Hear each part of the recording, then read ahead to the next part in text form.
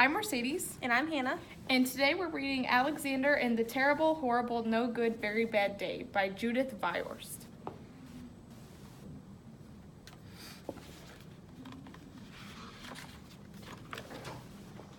I went to sleep with gum in my mouth, and now there's gum in my hair, and when I got out of bed this morning, I tripped on the skateboard, and by mistake, I dropped my sweater in the sink while the water was running, and I could tell it was going to be a terrible, horrible, no good, very bad day.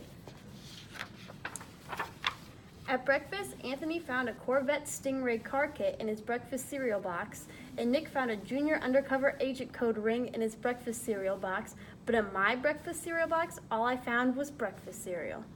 I think I'll move to Australia.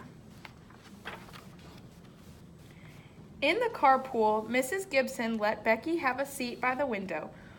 Audrey and Elliot got seats by the window too. I said I was being scrunched. I said I was being smushed. I said if I don't get a seat by the window, I'm going to be carsick.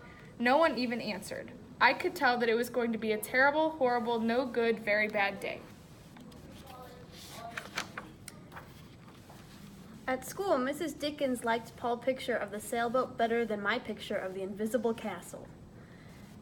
At singing time, she said I sang too loud. At counting time, she said I left out 16. Who needs 16? I could tell it was going to be a terrible, horrible, no good, very bad day. I could tell because Paul said I wasn't his best friend anymore. He said that Philip Parker was his best friend and that Albert Mayo was his next best friend, and then I was only his third best friend. I hope you sit on a tack, I said to Paul. I hope the next time you get a double-decker strawberry ice cream cone, the ice cream part falls off the cone part and lands in Australia.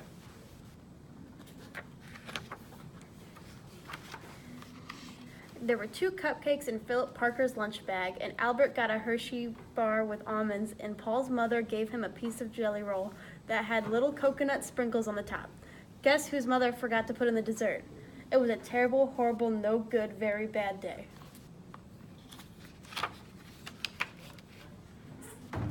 That's what it was, because after school my mom took us all to the dentist and Dr. Fields found a cavity just in me. Come back next week and I'll fix it, said Dr. Fields. Next week, I said, I'm going to Australia. On the way downstairs, the elevator door closed on my foot, and while we were waiting for my mom to get the car, Anthony made me fall where it was muddy, and then when I started crying because of the mud, Nick said I was a crybaby. And While I was punching Nick for saying crybaby, my mom came back with the car and scolded me for being muddy and fighting. I'm having a terrible, horrible, no good, very bad day. I told everybody. No one even answered.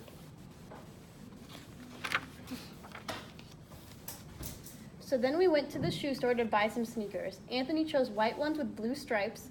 Nick chose red ones with white stripes. I chose blue ones with red stripes. But then the shoe man said, we're all sold out.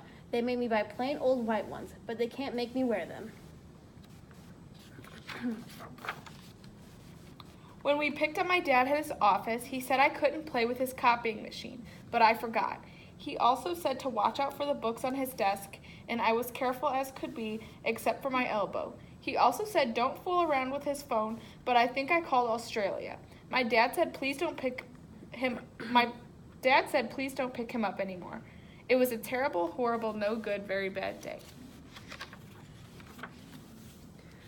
There were lima beans for dinner, and I hate limas. There was kissing on TV, and I hate kissing. My bath was too hot, I got soap in my eyes, my marble went down the drain, and I had to wear my railroad train pajamas. I hate my railroad train pajamas. When I went to bed, Nick took back the pillow he said I could keep, and the Mickey Mouse nightlight burned out, and I bit my tongue. The cat wants to sleep with Anthony, not with me. It has been a terrible, horrible, no good, very bad day. My mom says some days are like that. Even in Australia.